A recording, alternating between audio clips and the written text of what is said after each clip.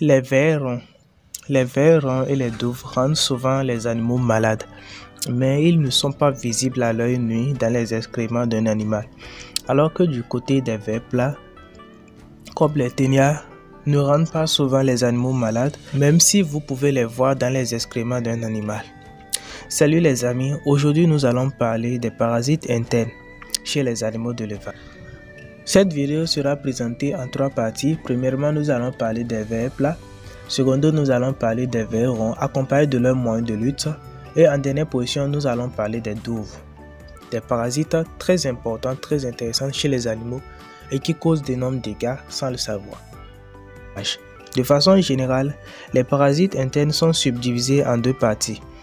Les vers ronds et les vers plats, qui causent les parasitoses, c'est-à-dire les maladies causées par les parasites ou bien les maladies parasitaires. Et si c'est pour votre première fois sur ma chaîne, n'hésitez pas à vous abonner et ne plus rater des vidéos intéressantes comme celle-ci. Et surtout, restez jusqu'à la fin de cette vidéo car je vous donnerai des produits secrets que vous ne connaissez pas avant mais qui sont très efficaces. Nous allons commencer par les vers plats.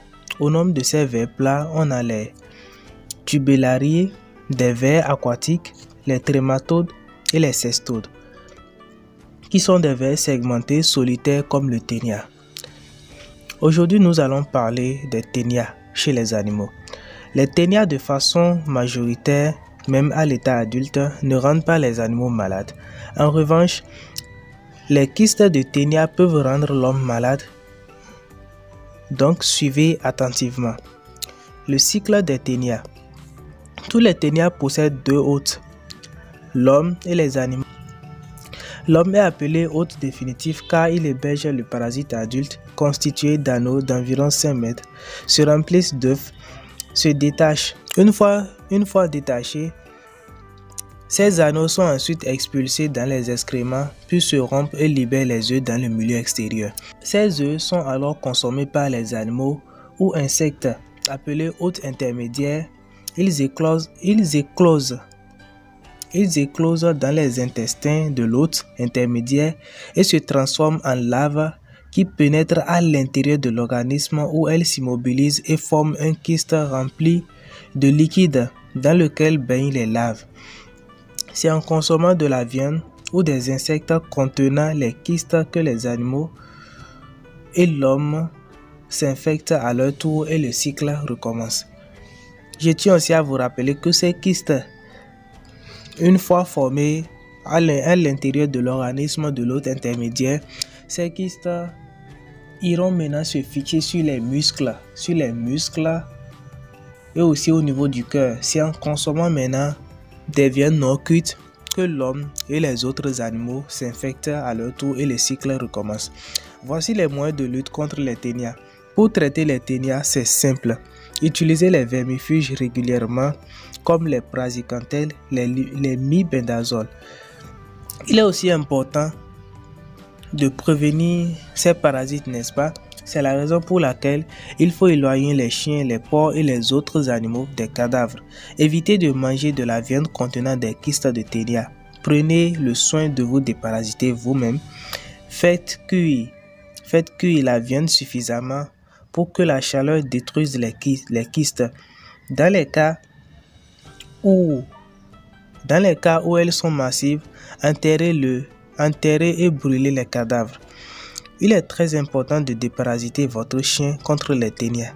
Arrêtez de déposer les excréments sur le sol où les porcs et d'autres animaux peuvent les manger, donc creusez des fosses d'aisance suffisamment et les utiliser. Lavez-vous les mains après avoir touché les chiens. Lavez les légumes avant de les consommer.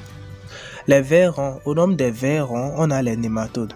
Les nématodes, on a aussi les ankylostomas, les trichinella spiralis, l'Ascaris lumbricoides qui causent l'ascaridiose. De façon générale, il faut utiliser les déparasitants internes pour lutter contre ces vers ronds.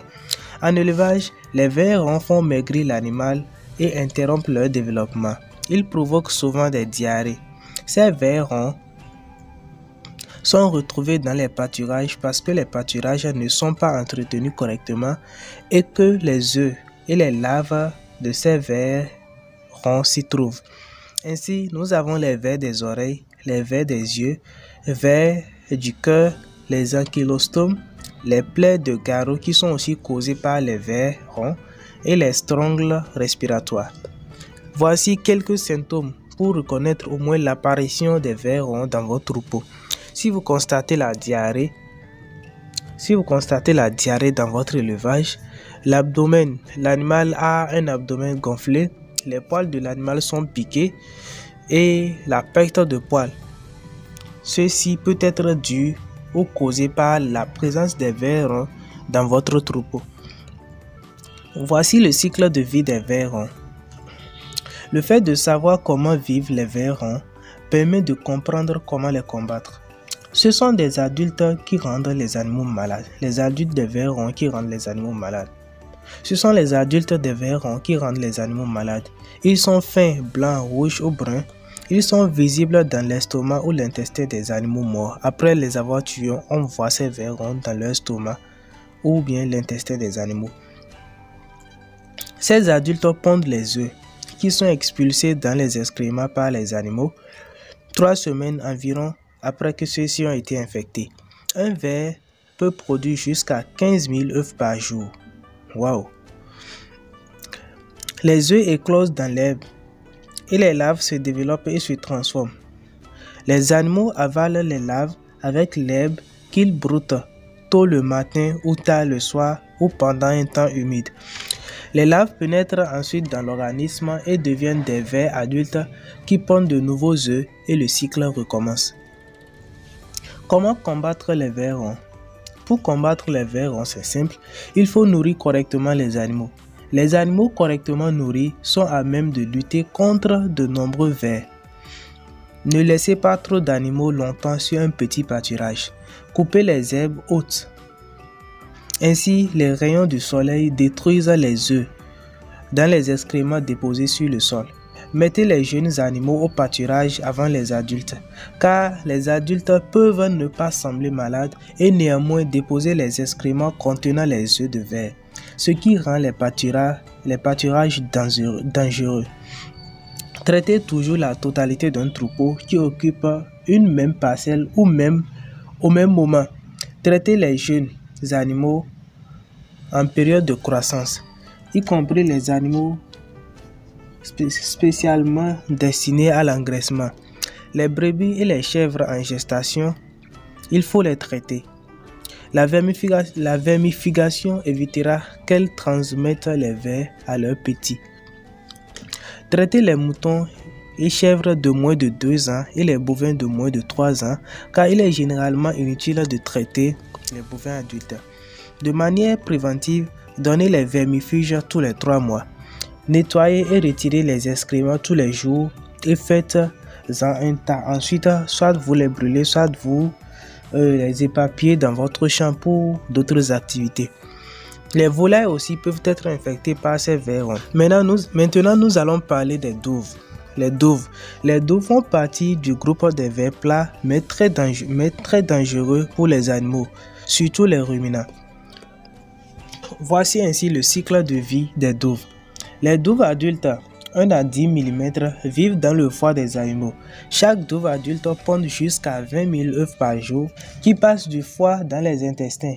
Les œufs sont expulsés dans les excréments environ 2 mois après l'infection de l'animal.